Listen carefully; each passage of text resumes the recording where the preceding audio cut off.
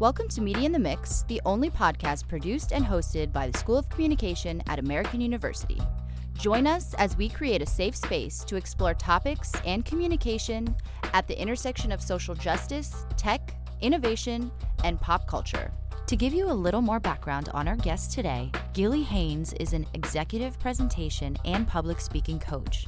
She is an accomplished communications expert, professor, author, and former journalist with experience in print, broadcast journalism, public relations, and social media management. Her professional work includes speakers training in a virtual environment for Vanguard Communications, Washington, D.C. presentation and public speaking training for the Leadership Initiatives Academy at Georgetown University, public relations manager for a national program within the Department of Homeland Security in Washington, D.C., and in business development for EDS. She has developed, produced, and served as host of 2 on-air programs in her position as Public Affairs Director for KBLX/KRE Radio in the Bay Area of California.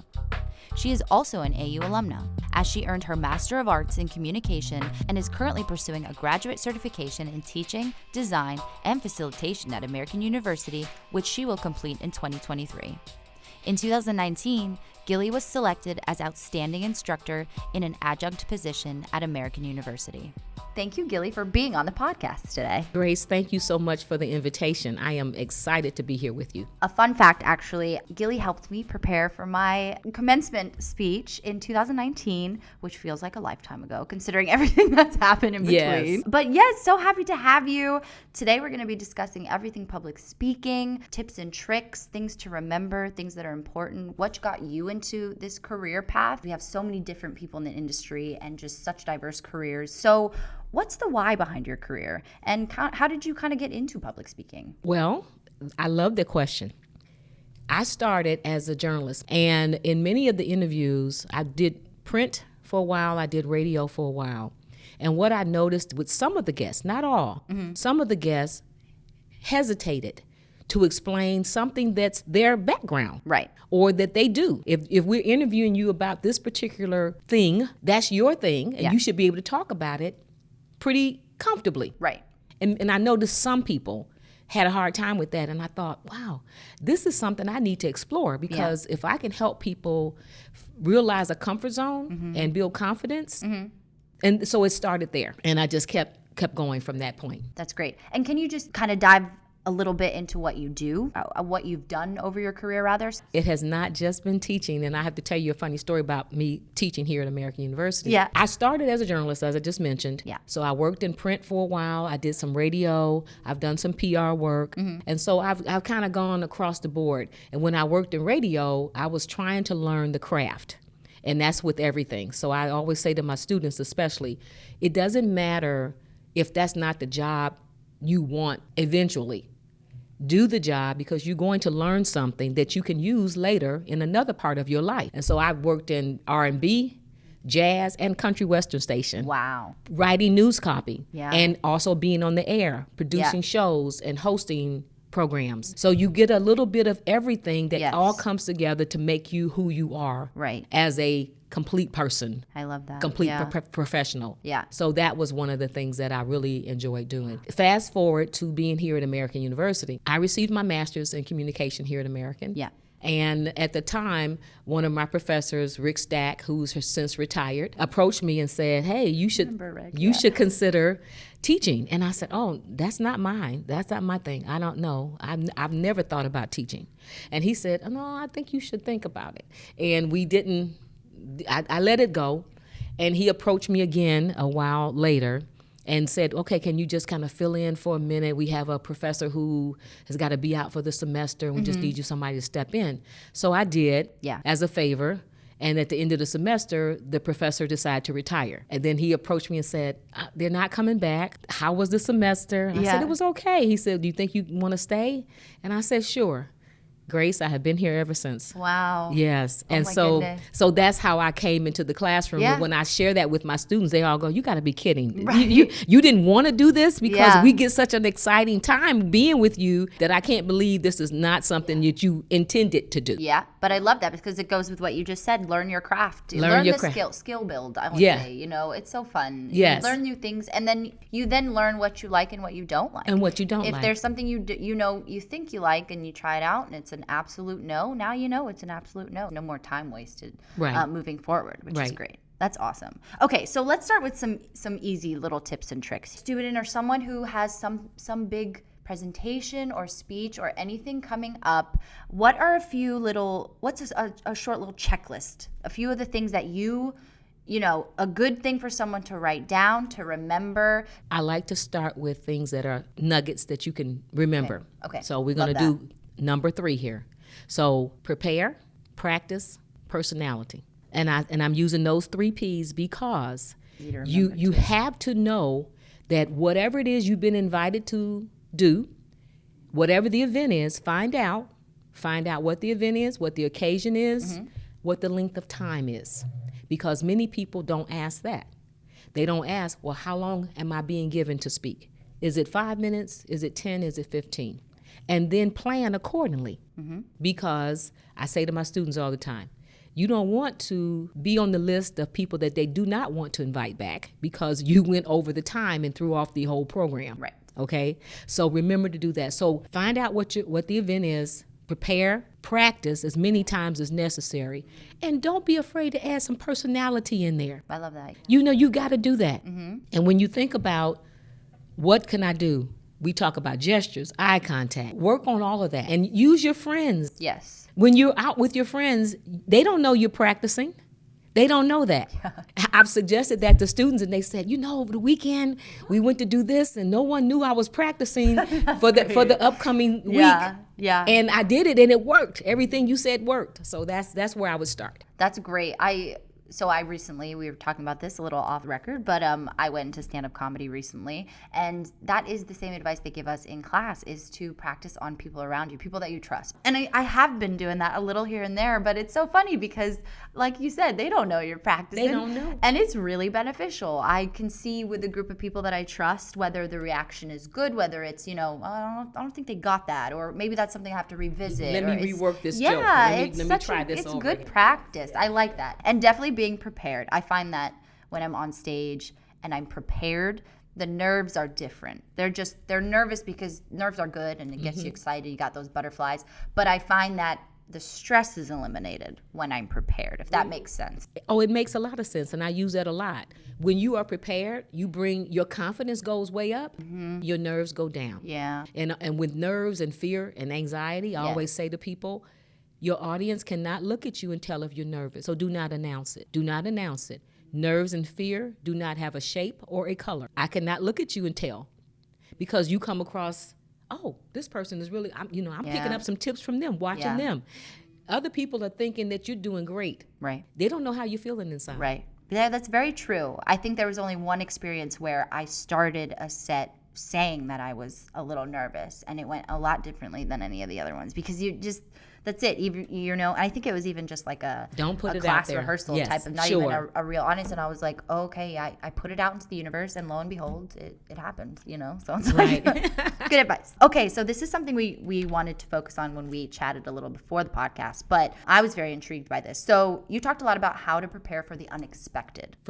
Yes. So in a moment where you have this opportunity that you didn't expect, how can you be prepared? And I love that you use the example because this is probably relatable to anybody that was watching the Golden Globes. Yes. But there was someone up there that went up to accept their award, and they said, "I'm speechless. I didn't, I didn't think I'd be winning." And you see that so much actually. You do in this industry. You do. Well, here's the deal. Yeah. If you are on a list of nominees, walk in as though you're expecting to get the award. So at least think through what you would say. I want to thank the people that you worked with on that show. Thank your family. Thank the people who put the event together. You come up with something, at least in your mind, you start thinking through what you think you may want to say when they call your name. I always feel like when I walk in the room, everyone's been expecting me to be here. Right. And they're so excited I showed up. Right. So you have to have that kind of an attitude when you go someplace. Anticipate that this is your night. They're going to invite you to the stage. Right. And what are you going to say? The one thing you don't want to say is that I don't know what to say. Don't say that. Yeah. But yes, so that's one of the things to do. Great. And sometimes I've even mentioned to you that if you're a member of an organization, that gives you an opportunity to practice as well. You invited someone as a speaker to your group. Maybe someone else was scheduled to do the welcome and they didn't show up. They turn and look at you and say, hey, do you mind stepping in? This person couldn't come. Can you welcome our guest tonight? Just say sure. Okay. Go right up there. They may have a bio. Look at a couple of things, but don't try to read the entire bio. Right. Just pick out a couple highlights. Keep it short. Mm-hmm. And do you have any advice on maybe being a little too rehearsed? Yes. Okay. Thank you for asking that. Mm-hmm. I've had many people ask me, do you think it's a good idea for me to memorize my presentation or my speech? And my answer is no, do not do that. Because I've seen it go terribly wrong for someone. People will rehearse a memorized speech, and then at some point there's a distraction, somebody drops something, a noise happened on one side of the room and it throws you off. Then you forget at what point you were at in the speech. You forgot the line, and it's hard to recover from that. Right. So I would say not to memorize, but to give yourself a few bullet points. If you have a little card or something you want to take to the podium with you, just think about that. Another good thing to do is to maybe know your opening. Even if you're going to add some other things in the middle, have a strong opening and a strong close, and fill in the blanks. Yeah. Again, another thing that popped into my head. I'm trying to think of like situations that are relatable to people that maybe go along with the how to prepare for the unexpected. I know even just in a college or higher academia setting, sometimes it's just getting called on in class and you don't know the answer. Do you have any advice for that, where your confidence can come in, even if you don't know the answer?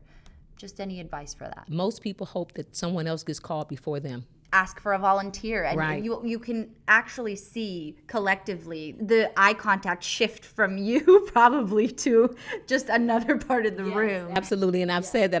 Because now I know no one's looking at me directly, and then you always have one that's I'll do it. They'll come right up, and I think that's great. Yeah. Because they want to get the practice in. Yeah. And a lot of people feel that when I was in high school, I was on this club, and we spoke a lot, but then they always say to me at the end of the semester, being on the debate team, being in this organization did not prepare me to be in a public speaking class. It's so different. But I'm happy you're here because you want to learn. And the skills you learn for presentation and public speaking are skills you will use throughout your life in many areas of your life, all the time. And I'm sure it's important to note that we change as people as well. Sure. When you're younger, you remember like you almost had no filter. And then you come into a little bit of like, okay, I'm now getting to know who I am and I want to kind of quiet down. You change as well. And so I think keeping those skills up to par with who you are, where you're at in your life is also important because, there's a lot of different opportunities out there to public speak. I think people think sometimes it's like graduation speech in front of all, Yes, I'm sure you use, Grace, a lot of the same tools when you're on stage. Eye contact, confidence, personality. Yes. When I said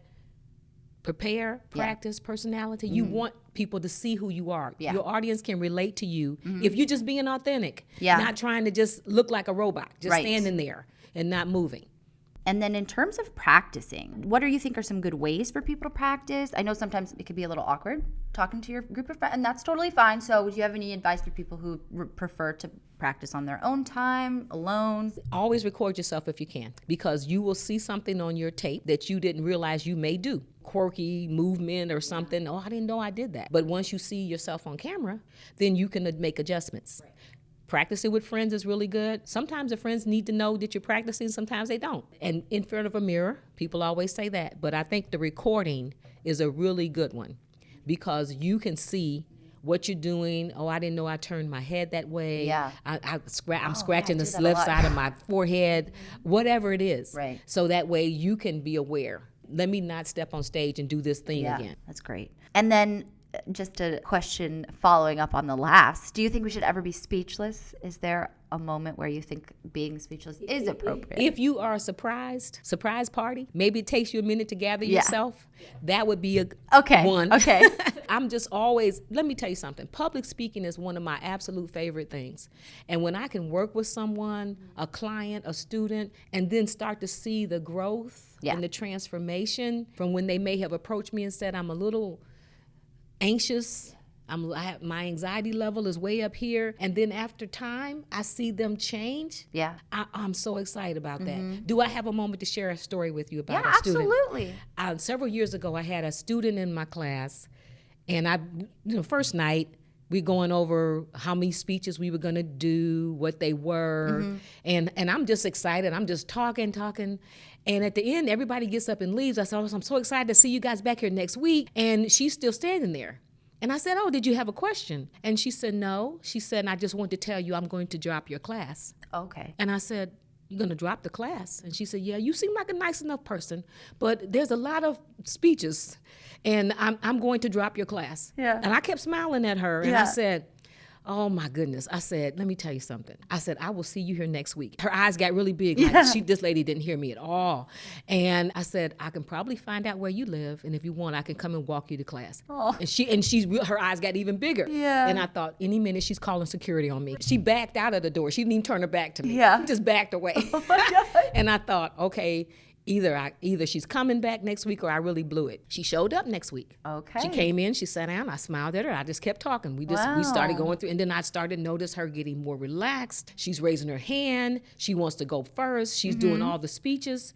She finished my class. I didn't see her anymore. Several years later, I get an email from this student. She put her picture in the email to remind me who she was, but I remembered. Yeah. And she said, just wanted to tell you that because of you, I'm doing the career that I wanted. And I thought, what is that? I didn't know what she wanted to do. And she said, I was just going to go take a job where I didn't have to really talk to anybody, just try to get through life. And she said, but I want you to know right now, I'm getting ready to graduate from Catholic University with my law degree.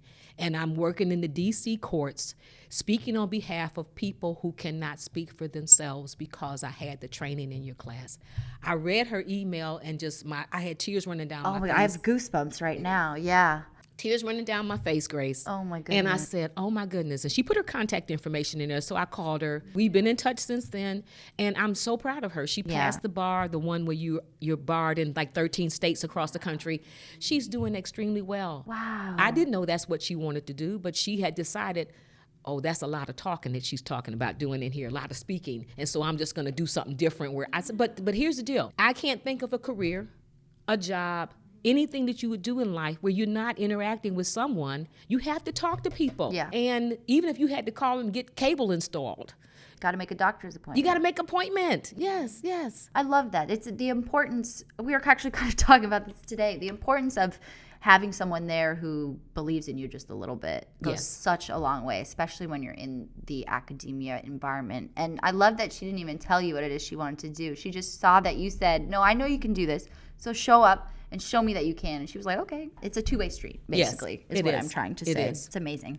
What do you think takes precedent most of the time? The content you're speaking or the way you're saying it, the delivery? I think the delivery. And the reason I say that is because I have seen students come into class and they've chosen a topic that probably is not going to be the most favorite or most exciting to the rest of the audience. And the way they deliver it just pulled everyone in and just blew them away. And by the time we got to the end of the presentation and the Q&A started, so many hands went up to ask more questions. And I've seen students say, that's not even a topic I was ever interested in, but the way you talked about it and how passionate you seem about it sparked my interest. I think the delivery really weighs high on that list. Content is important. Right. It really is. Right. But the delivery, the way you present it, and that's why I'm saying you have to also include personality in there. And if you have an experience that associates itself with your topic, share it, because it will probably connect with someone in the audience. Yeah. And they'll say, oh man, that's something that I've always thought about, or I had that a similar experience maybe. Yeah. But don't think that you can't share it, because I think sharing an experience along with, if it fits the topic, also gives them an inside view to who you are. And that's where I'm saying personality comes in as well. Yeah.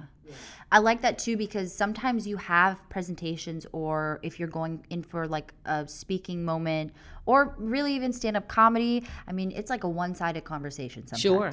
I don't have people, I mean, they laugh. Sometimes they don't laugh. Sometimes they It's don't. a silent room. You know, you don't have the opportunity for the audience to interact with you or ask questions. Even Sure. sometimes there's no, time for questions depending on what you're doing. So would your advice to connect to the audience be kind of sharing your experiences, trying to Sure. find relatable topics to maybe throw in there? Sure. I think that would work because there's so many times if you share something, you start to see people nodding in the audience, and then I made a connection here, and that's what you want. When you talk about, the eye contact, I had a student one time standing behind the podium and staring just at me, wouldn't look around the whole room, and we had to have a conversation about that later. That you have to scan your entire room. Yeah. You don't have to hold the eye contact with one person long. Just glance. Acknowledge. Just glance. You're acknowledging everyone, and they all feel seen. They all feel seen and included. So that's important to do that. And to be fair, that is it's a tough skill to get down. And then we're talking so much about your class and what you teach and kind of assignments. Can you go through kind of your class structure for anyone maybe interested in taking the class, like what they can expect? Well, we do a lot of, I start with just a personal story. I let people just talk about whatever for a few minutes. That's nice. And they sit there like, well, what does she mean? What does she mean? So sometimes I start, and I'll tell them something about my background, and I'll share a story. And then I see them shoulders kind of drop a little bit, like they're looking a little relaxed. Okay, she didn't mean anything real heavy. I said, and this is, if it's something about you, it doesn't have to be written down because you know you better than I do. So you can get up and talk about an experience you had, your favorite food, some trip you took that was just fantastic that you want to share with us. And so many of them, some of the stories they tell, all of a sudden that night we're laughing. Everybody's laughing, and then it helps the next person. And so that's really good. That's great. And then throughout the semester, we do informative speeches. Wow. Persuasive, ceremonial, which are also special occasion. So sometimes if you're going to a wedding and you have to do the toast, we practice that. We practice that in class. So great. We do a welcome. We learn how to do an acceptance speech. Because I said some of you are going to be getting some big award somewhere, and you need to have your acceptance speech practice it beforehand, okay, so you would know how to do it. So we go through all of that. We even do a pitch assignment. And I know American University has a film and Yes. Oh my gosh, you came to our class. Yes. I remember. You remember me? Yes, Gillie pulled the same move she pulls in our class, and she went, anyone want to do a pitch? That moment, everyone was silent. We were all just like, should we? And you know what? I felt so much better after I did it. Because I remember also thinking, this sparked the idea to actually grow further. And it was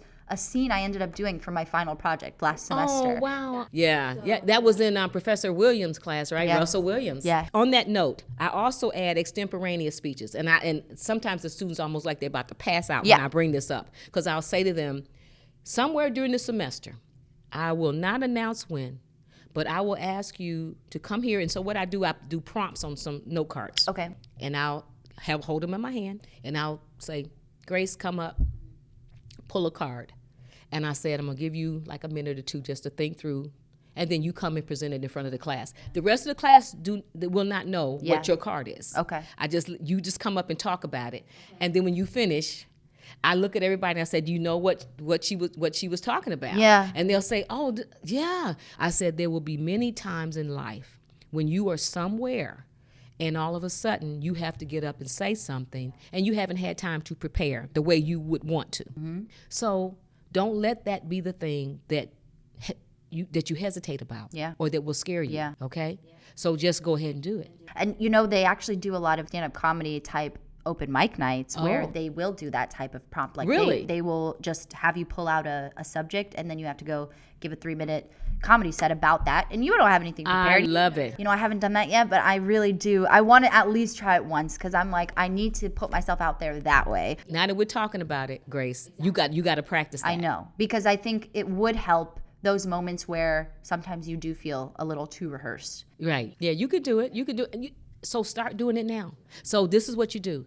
for your own practice, when you're at home, just write down 2 or 3 different things and say, okay, I'm going to put them in a little box. I'm going to pull one. What if this is what I get? What am I going to say about this? It starts to put you into practice. Yeah, I might even have my husband do it for me so that I don't know what it is. Okay, I like I'm going to do that. Please let me know. Also, okay, so this is a interesting question. At least I think it's an interesting question. I hope you do too. In the last few years, you've had people who have had to give like motivational speeches on Zoom, and we have staff retreats online, and it's not really an environment. I mean, you can't even guarantee that the people with their camera off are actually listening to you, right? Right. What is your advice for those people kind of venturing out into the digital world that are still kind of having to do the traditional, motivational speaker, or, you're coming in with a team bonding idea or something? Any advice for how they can get people more engaged in those types of situations? Create some kind of an interactive piece that will at least be the opening, even if you have to do some of the other parts, but that give them a participatory way that everybody can be included. That's one way to do it. I'm thinking back to a class I had during COVID online, and I looked at all of the students, and I started off, I said I had to be really creative and come up with some things that we could do that would kind of connect all of us. So we started doing the same kind of thing. I had the stories. I started doing mine. Yeah. I could see everybody's name. We were all looking at each other. So I kept pulling people in. And they really started to get into it, connected with each other, and started their own chat that I didn't know about. That's great. And then at the end of the semester, we got to the last night, one of them said, can you not turn the Zoom off at the end of the night, because we're all still exchanging information because we've gotten so close being in your class. And one of them said, I don't even believe this happened. This is virtual, and we all feel like we all know each other. So I think it's the atmosphere you create. You have to be intentional with it. That will connect. Find whatever you think will work. I normally send out a contact sheet at the beginning of class, and ask people just to fill out things that they want to tell me about public speaking. What's your thoughts? Who are some of your favorite people that you'd like to hear speak? I love that, yeah. And then, is there anything about you, some of your interests that you have, anything you want me to know about you? Then I get all kinds of things. Yeah. And so based on that, I kind of create some things that we do together in the class that will include them based on what they've shared with me. That's great. Actually, I like that. I didn't even think about that. To just try to do something interactive, but also pay attention to everyone's interests, I guess. What their interests are. Yeah, what they'd be willing to listen to, basically. Yes. Yeah. Okay, last question. We love to end with this one. In your industry, in everything that you've done, what are a few lessons you've learned that, depending on who you're talking to, whether it be your younger self that you could tell your younger self that you've learned, or whether it be the students that you teach, just things for them to know kind of going into this career path? But any life lessons? First of all, be kind. Be kind to people. You don't know when you'll see them again. Yeah. And you may need to work together. Right. So at least start there. Mm-hmm. Start being kind to people and pay attention. I think if you can remember all of the lessons that you learned, different experiences that you had, they will come back and you will use them somewhere else in another space in your life. Right. And it will be exciting. Yeah. It will be exciting to have that. Yeah. And that's one thing I just think it's important to pay attention to all of the things that we're doing and be present in that moment, because you're learning so much and people are paying attention to you. Yeah. So if you can share something with someone, that's what you want to make sure that you're sharing the best of who you are with whoever that is that's looking at you and saying, wow, I didn't consider that before. This is great. And I really want to just put my best self out there all the time. Valuable lessons. Thank you, Gillie, for joining us on the podcast today. It was such a pleasure to have this conversation and to learn more from you. Grace, I am so excited to have been invited onto your podcast, Media in the Mix. And I look forward to just watching you grow and continue to develop. And I know you're going to do great with your stand-up comedy. Thank you. And everything else that you decide to do in life. I appreciate you. Thank you so much for the invitation. Thank you so much. It has been my much. pleasure. And everyone look out for part 2, because there'll definitely be a part 2. We have a lot more to talk about. If you'd like to check out our bi-weekly episodes dropping on Wednesdays on Anchor, Spotify, Apple Podcasts, Google Podcasts, or wherever you listen to your podcasts, go give us a listen, click that subscribe button, and if you'd like to support this podcast and the School of Communication, go to giving.american.edu to donate now. And that's a wrap.